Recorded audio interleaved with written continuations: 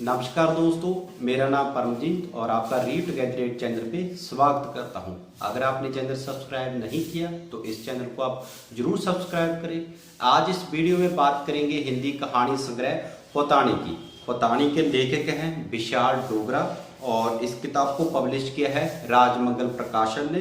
किताब के कुल पन्ने हैं 96 और इसका पेपरबैक प्राइस है 149। जब ये किताब मेरे पास आई तो मैंने इसका नाम पढ़ा पोतानी। तो पोतानी का मुझे अर्थ समझ में नहीं आया तो मैंने गूगल बाबा की भी मदद ली और उसने भी मेरी कोई मदद नहीं की। फिर मैंने कहानी पढ़ना स्टार्ट कर दिया। तो जब इसकी पहली कहानी का नाम ही पोतानी था, जब मैंने वो पढ़नी स्टार्ट की तो दूसरे पेज पे ही मुझे इसका नाम समझ में आ गया कि इसका अर्थ क्या है। जहाँ पे बताऊंगा नहीं क्योंकि आपका जो इंटरेस्ट खत्म हो जाएगा पहली कहानी में।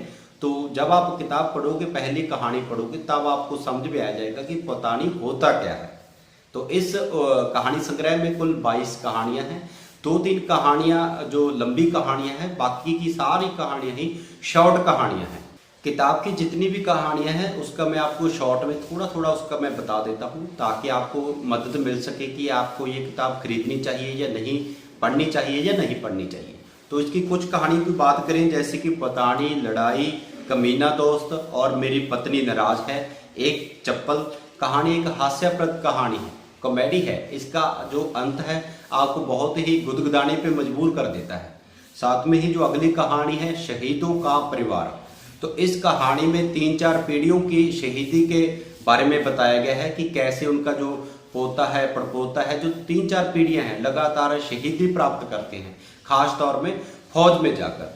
तो इस कहानी की खास बात यह है कि इसमें ऐतिहासिक घटनाओं का भी मेल है। जैसे जितने भारत ने पाकिस्तान के खिलाफ लड़ाई लड़ी है और 1919 जलियांवाला बाग, भारत का और पाकिस्तान का जो बंटवारा है, तो इसमें बहुत सारे आपको लगेगा कि ऐतिहासिक घटनाएं हैं। बिग तथ्य के साथ लेखक ने लिखा है इस कहानी को। इसी के साथ 2 ऐसी कहानियां हैं, लोग क्या कहेंगे, और दूसरी कहानी है मर गया चलो। कहानी में समाज कैसे जिंदगी प्रभावित करता है कि लोग क्या कहेंगे। जैसे हम बोलते भी हैं वाक्य कि सबसे बड़ा रोग क्या कहेंगे लोग, तो उसी वाक्य के आधार पे ये कहानी लिखी है। जैसे मर गया चलो, उस पे भी इसी चीज को बताया गया है कि कैसे जो समाज है उसकी जो बंदिशें हैं वो कैसे जिंदगी को प्रभावित करते हैं। क्योंकि हमें लगता है कि ये चीज़ हमें नहीं करनी चाहिए, समाज कहता है ऐसा नहीं होना चाहिए। मान लो ये लड़कियां जीन भी पहनने लगी थी तो समाज ने पहले विरोध किया था कि ये लड़कियों को नहीं पहननी चाहिए। तो इसी तानी बानी के तहत ये 2 कहानियां हैं। इसमें मसाला अलग है, जो मैंने आपको उदाहरण बताई है, ये कोई और है। तो कुछ कहानियां लेखक ने मोबाइल के अंधाधुंध प्रयोग के ऊपर भी लिखी है कि कैसे हम जहाँ पे भी जाते हैं पब्लिक प्लेस पे भी अपना जो मोबाइल नहीं छोड़ते, उसी में घुसे रहते हैं और हमें पता ही नहीं चलता कि बस कब निकल गई, या हमारा सामान चोरी हो गया, या हमारे पास कोई दोस्त बैठा है। तो ये सारी घटनाएं को लेखक ने कहानियों के रूप में लिखा है। इसके साथ ही अच्छा मैसेज भी मिलता है इन कहानियों को पढ़ने के बाद। अगली कहानी है मेरी पॉपी। तो ये लेखक की यथार्थ की कहानी है, यानी कि उनके अपने कुत्ते की कहानी है जिसका नाम उसने पॉपी रखा था। उसकी प्रेम कहानी है और उसकी वीरता की भी कहानी है। तो ये कहानी भी बहुत ही ज़्यादा शानदार लगती है, खास तौर पे अगर आपको जानवरों के साथ प्रेम है, कुत्ते के साथ प्रेम है। अगली कहानी है भोजन की थाली। इसमें माँ की ममता का वर्णन किया है कि भोजन की थाली में कि माँ अपने बच्चे के लिए कहाँ तक जा सकती है और क्या कर सकते हैं। अगली कहानी है चलो पापा जी। तो ये एक ऐसी कहानी है, इसका नाम भी ऐसा है कि अगर आपके साथ ये घटना हो चुकी है, यानी कि आपके पापा गुजर सके हैं, तो आप इसका नाम पढ़ के ही इमोशनल हो जाओगे। क्योंकि जब कोई भी लड़का अपने पिता की अस्थियां लेकर जाता है तो उसके मन में यही आता है कि चलो पापा जी।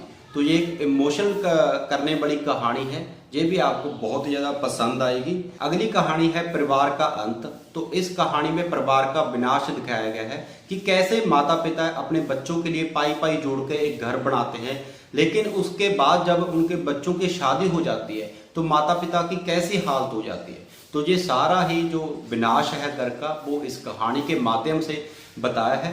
खास बात इस कहानी की ये लगी कि पाठक को लेखक ने सोचने पे मजबूर किया है। पूरा जो अंत है इसका कहानी का वो लेखक ने परोसा नहीं है, थोड़ा सा पाठक को दिमाग लगाना पड़ेगा कि अच्छा ये बात है।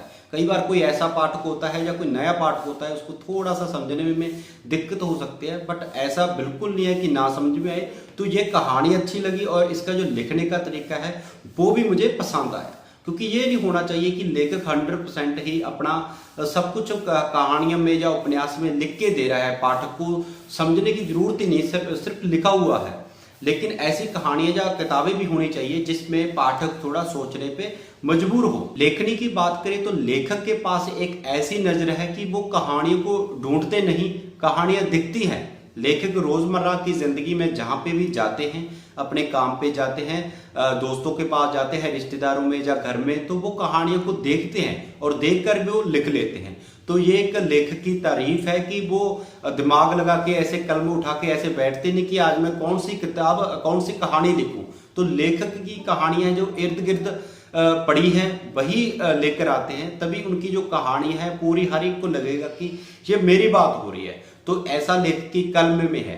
लेकिन मैं सच भी बताऊंगा कि लेखक को अभी थोड़ी और मेहनत करनी पड़ेगी। इस किताब में कुछ कहानियां कम हो सकती थी और कुछ कहानियों के जो अंत हैं वो और तरीके से, सही तरीके से हो सकते थे। तो ये एक मेरी पाठक के तौर पे नजर है, शायद किसी और पाठक को अच्छी लगी हो, लेकिन मुझे थोड़ी सी कमियां लगी 1-2 कहानियों में, और ये 3-4 कहानियां कम भी हो सकती थी। तो ये लेखक को मेरी तरफ से सुझाव है, इसको पॉजिटिव तरीके से लें और अपनी आने वाली किताब में अच्छी तरीके से मेहनत करके अच्छी रचना पाठक को दें। अब सवाल पैदा होता है कि ये किताब पढ़े या ना पढ़े। तो मेरा यही सुझाव है कि आप इस किताब को एक बार जरूर पढ़ें, इसमें बहुत कुछ आपको सीखने को मिलेगा। दूसरा ये कारण है कि अगर आप लेखक बनना चाहते हो या आपकी 1-2 किताब आई है तो इस किताब से आप आइडिया ले सकते हो, क्योंकि लेखक ने बहुत ही अलग तरीके से कहानियां लिखी हैं और जो रोजमर्रा की जिंदगी में हर एक की जिंदगी में ऐसी घटनाएं घटती हैं। तो अगर आप लेखक बनना चाहते हो तो आपके पास भी ऐसी नजर का होना बहुत जरूरी है। तो इस कहानियों को पढ़ के आपको लगेगा कि यार ये मेरी कहानी है और मैं भी इस तरीके की कहानियां लिख सकता हूं। तो आपको उस तरीके से ये किताब पढ़नी चाहिए। तो इस वीडियो में दोस्तों इतना ही। तो मिलते हैं किसी और किताब की समीक्षा के साथ। अगर आपने ये चैनल सब्सक्राइब नहीं किया तो इस चैनल को आप जरूर सब्सक्राइब करें। इस चैनल पे मैं हिंदी, पंजाबी, इंग्लिश 3 लैंग्वेज की बुक्स की समीक्षा करता हूं। तो अगर आपको मेरी समीक्षा में कोई कमियां लगते हैं तो वो भी आप फीडबैक के तहत बता सकते हो। अगर आपको वीडियो अच्छी लगी तो भी आप फीडबैक जरूर देना, आपको क्या अच्छा लगा या कौन सी किताब की आप समीक्षा चाहते हो। तो मिलते हैं किसी और किताब के किसी और समीक्षा के साथ। जिंदगी जिंदाबाद।